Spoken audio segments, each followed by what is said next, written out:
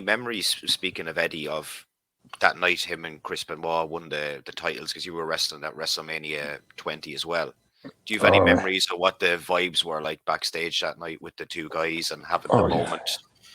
it What was was that like? emotion. It was emotional because it's no matter what you want to think about wrestling, everybody wants to be a champion. Everybody wants to have that, have that title, put Moment. that on their resume, and then to have two best friends come over from another organization and then move to the top of the organization they were in was just a really emotional and it's like when I like with Danny.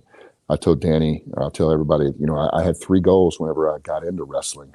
One, I wanted to work for Vince McMahon. That's one I wanted to work. I wanted to be in the WWE.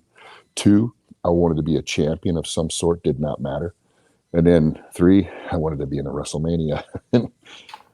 check, check, check.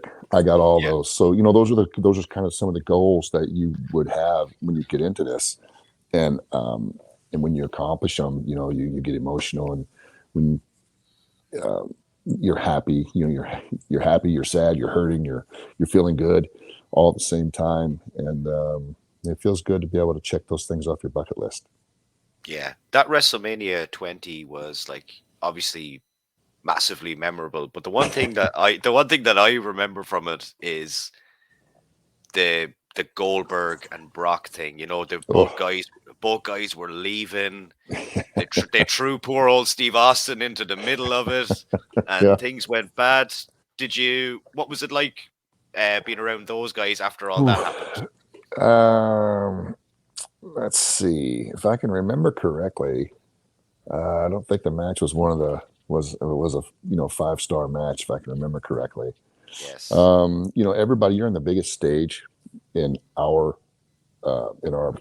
industry. You're on the biggest stage there.